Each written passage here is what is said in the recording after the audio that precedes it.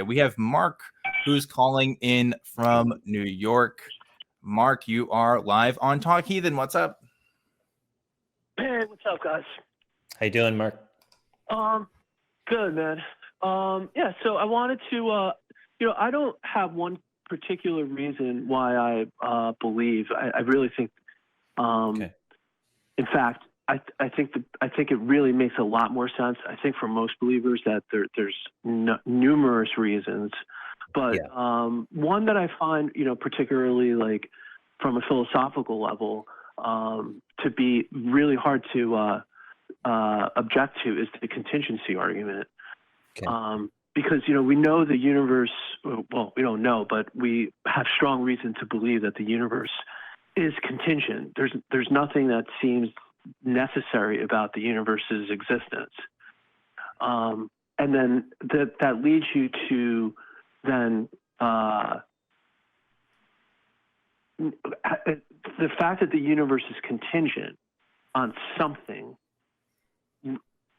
What else could that something be if it's not God?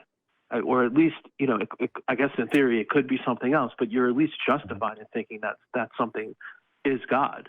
Why does the universe have to be contingent on something? Yeah. Well, if it's contingent, by definition, it is not self-existent. Right? What does that mean? Why is it contingent by definition, though? Well, I thought you were just asking me why does it have to be contingent on something else? Oh, I didn't ask you anything. No, you had said the universe has to be contingent, right? And I'm wondering why, because that's not something that I personally ascribe to, right? I don't understand fully what that means for the universe to be contingent. Yeah. What I think it means is okay. Well, I would answer that in a couple of ways. Just a direct answer is that what I think it means is, does it have to exist?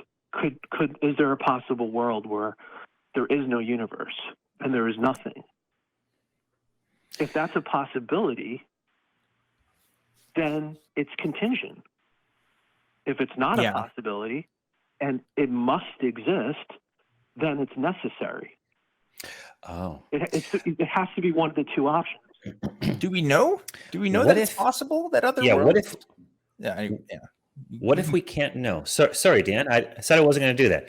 Do we know? Yeah, go ahead. No, I just because I get that there's I think so I'm not a physicist, not even close. I understand when philosophers and physicists talk about the possibility of other worlds. My understanding is the understanding of natural laws to be different, right? What universes would look like if our natural laws were different. For example, if the speed of light was a different speed or something like that. So there could be the possibility of other worlds. I'm not even sure if any scientist out there is saying, oh yes, there has to be the possibility of other worlds. I mean, I think it still could be plausible. Again, I could be completely off base that maybe this is the only way the universe could be.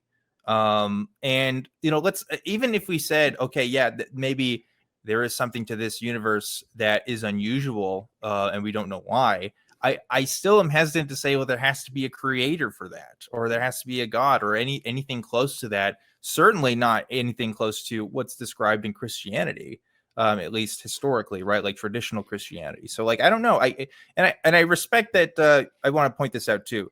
I respect that you said, well, there's multiple reasons why Christians believe. And I think that's an important thing to point out. In the structure of this show, we typically try to pick one thing at a time just for the sake of ease and flow and talking about it. But I appreciate you giving your perspective on this. But that I guess that's where I'm at, because I don't know how that would convince me personally, if that makes sense. Yeah, no, it does. And I mean, I would say a couple of things towards that. One is, I just wanted to distinguish the difference between the universe having these particular characteristics that it has, like when you mentioned the speed of light and some of the other initial conditions of the universe, or the parameters, the forces of nature. There's one line of thinking that you could have had a different universe, and we ended up with the one that we have. And so there's a question there about whether this particular universe is the only one. But what I was referring to was sort of a broader question was, could there just have been nothing? Like, is nothing a possibility? And Maybe. I think most, I don't know. yeah. I mean, metaphysically, you would think that, like, why not? You know, like, why couldn't there have been nothing? In fact, it almost seems simpler to think that that there was, you know, nothing, as opposed to the complexity of existence. Mm-hmm. It just seems to call out for an explanation, and the theist is at least justified in putting forth God as a metaphysical hypothesis. Well, I would say I think that the deist could be possibly justified in putting it out as a hypothesis, right? Theism and deism, and maybe you weren't trying to like make that distinction, but just to clarify, like, you know, deism being a force that could possibly exist as a greater to the universe outside of ourselves, theism being one that interacts with human beings and is active in our design, right? Even let's say that the universe was started by a god, the universe itself, if you look at it, there's nothing for human beings or the way that our planets are aligned in our solar system or the way that our galaxy is made that has to suggest that design is implemented, in my view, right? It seems to me that all of our observations of the universe tend to line up with our ideas of cosmology and how galaxies have formed and how planets have formed, you know, seem to be describable by natural processes. We may not have a full explanation as exactly how it happened, but we're able to do so with enough prediction that when we look at parts of the universe, we can, with some accuracy, have an expectation of what we would see and then find it there, right? So there's some like predictability in that sense. So like, again, I could respect the idea that perhaps on some metaphysical level, the universe itself was started by some outside force. Okay, maybe, right? That's as far as you can get me. But describing what that force is, its characteristics, what it's interested in, what its relationship to us is, I think that is such a far cry away from what Christianity attempts to do, right? Christianity attempts to define what that God is, his characteristics, his relationship with us, his plan for us. And like, that's why I think using this argument for Christianity doesn't really hold much ground. And also, I don't think it's historical to what Christians have believed for centuries, but that's regardless. That's besides the point, right? Anyway, Mark, that's my Could I piggyback one thing on that? And I don't want to give you too much to respond to. I said I wasn't going to do this before the show because it happens. But if the universe, as you say, is contingent upon something that kicks it into motion, I don't think that it is effective to just assert that there is a kicker offer that is somehow exempt from that. All you've done is you've defined into existence an unmoved mover. Yeah. It isn't subject to the same rules as the universe because of reasons, because by definition it isn't. And I don't think you're trying to be deceptive in any way. I think our brains are function in a universe of cause and effect.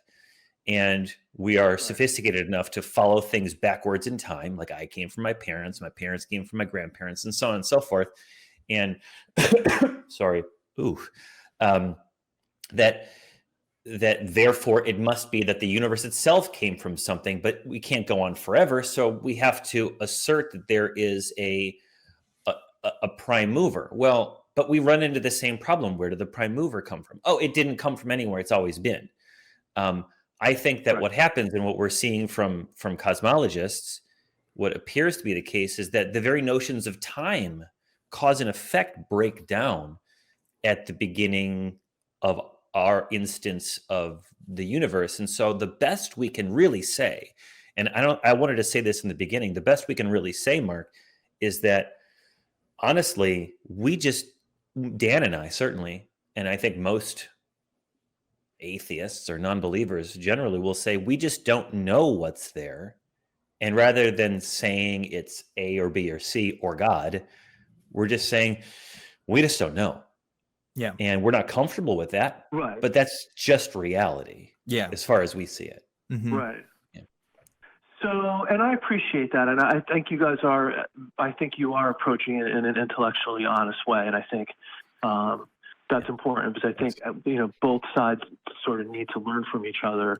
It's so easy to engage in self-deception, and so I do appreciate that, and I agree with you actually, because both worldview have to grapple with that question, which is, what is the thing from which all other things derive from? And if you're going to take the naturalistic explanation, that thing is basically matter or energy or space or something like that, because I mean those are the most fundamental objects or things in the universe, and so you would that those become the things that all other things derive from. And then on the theist side, it becomes God. I just tend to prefer, sort of like from a metaphysical level, the God explanation, because it's immaterial. It seems both. I like. In other words, what I'm trying to say is, like, I agree that conceptually it's a challenge. Either one of those two options, it's very hard to get your head around it, and it's beyond sort of my comprehension, at least. But I kind of prefer the God hypothesis just because it's something that's immaterial, and if I'm stuck picking one of these two options, the immaterial substance, or the substance that's less sort of tethered to what is already existing, to me, it's just, it's more practical. Can I offer this to you then, Mark? What if I just said, okay, it's an immaterial substance that started the universe. Like, why does it have to be a god? You know what I mean? It seems that immaterial property. Yeah, it seems like that property is what appeals to you. So, like, what makes it a god as opposed to something else? So no, you're right, and I think what essentially you have to do is then look to other arguments. I mean, if you started granting that, what I think what most cosmologists do is they'll go back all the way back to the Big Bang, or before the Big Bang, and basically say, like, we have the laws of physics. We can't explain. They're a brute fact. We can't explain where the laws of physics come from, and they just leave it there. They're like, we can't. That's the limits of science. We can't go any deeper than that. Yeah. But from a metaphysical level or from a philosophical level, you're still left wondering, like, well, where did the laws of physics come from? Like, it's not really. But that's true, Mark. That's true. But Johnny already pointed. Sorry to interrupt you, because we'll have to wrap up this convo soon, since we're running out of time for it. But Johnny already pointed this out, right? You have the exact same problem with God, don't you? I mean, like, don't you also have to say, like, you can't? There's no explanation. I mean, like, I could hang my hat on, it's an immaterial law of the universe, and that's where it came from. And maybe that's unsatisfying. But to me, just saying, it came from an immaterial God, that is equally unsatisfying, if not more so, because the description of God has, to me, extra properties assigned to it that I think most other people would assign to it, that I can't get behind. I can't one, I can't find an explanation for, but two, don't know where I would derive that from. So I think I would say that the God hypothesis has greater explanatory scope. It can explain. I mean, you do have to rely on additional arguments and lines of reasoning, because, like you said, you're just going to start off with sort of this first mover, and that doesn't get you to Christianity. So you need a whole series of things. But that's what I was saying at the start, that it's a cumulative case. You have to look at all of the arguments. I hear what you're saying, Mark. I don't know that it does Mark, have explanatory scope. Go ahead, Johnny. Yeah, I like where you're going. I like that is how you're approaching it. It has a greater explanatory scope. However, I'm with Dan. I don't think it does. I think you have added to the difficulties of the explanation. I do think that at its root, I don't want to discourage philosophical exploration, pondering, ruminating of the Yeah. universe. I do think that as non-believers of metaphysical beings, of non-corporeal existent life forms in one form or another, that we are more comfortable with the very unsatisfying position of we don't know and we may never know, and not knowing something is antithetical to, I think, the human situation. We are problem solvers. We are mystery solvers. We are uh, beings who have examined the smallest filaments of existence, and we've used that knowledge to bend it to make new technologies and sciences and medicines and what have you. But there may be a point that we can't go beyond because of the nature of physics, because of the nature of existence. That isn't to say that we should stop exploring. I think we keep on asking those questions, keep on doing that. But I just don't know if the old-fashioned arguments for the existence of God, and by old-fashioned I mean many thousands of years old, are the best route to learning more about the nature of the universe when we have deliverables from science. It tells us things not only about, you know, cosmological theories or cosmological hypotheses have real world application that actually makes predictions, testable predictions in the real world that we can then use, like I said, use to do some new thing. Mhm. And it's not falsifiable, I don't think, that there is an unmoved mover. I'm not saying you shouldn't keep on exploring it, keep on asking the questions. I think you should, and I think you should call back because we're after the same thing, Mark. Yeah. We just maybe Exactly. weren't where you're at, but I think this is Yeah. a good It conversation. was good, I think you seem good like a pretty good conversation. guy. We do need to wrap it up. I just Yeah. want to end with this too. When we talk about Yeah. the explanatory scope of creation, right? And I don't think you're a young Earth creationist, Mark, but I would use this No. example with a young Earth creationist, where I would say, okay, look, was the deer designed to run fast so it could run away from the wolf, or was the wolf designed to be fast and have teeth so that it could get the deer, right? Like it doesn't make sense when you talk about it in those terms. When you talk about it as, oh, well, they both have evolutionary adaptations to adapt to their niche, and so there's a back and forth adaptive relationship, like that makes sense. You know what I mean? Like to Johnny's point, when we're talking about the explanation of natural laws to determine things, like that explains way more about the existence of life and how life functions here than a god does to me. I don't think a god makes sense. Why would a god have human beings exist for over 100,000 years, have civilization for about 10,000 of it, reveal himself about 2,000 years ago, and then, continue to say, like, that, you're talking from a Christianity standpoint, that makes way less sense than to just say, oh, we are here just by chance. Like, we literally are just here by chance, by the execution of natural laws to adapt to an environment, which technically isn't chance, but like, you know what I mean when I say that. It's like, yeah, like it just, we are happenstance here more than we are deliberate placement. So, that's what I think about when I think of this question. Anyway, I hate it when hosts, including myself, end the call when they speak. I'd rather have a caller end it, but we really do got to get going to talk to some other people. So anyway, Mark, I'll let you go, but call in again next time and we can continue this conversation. I hope what we're saying makes sense.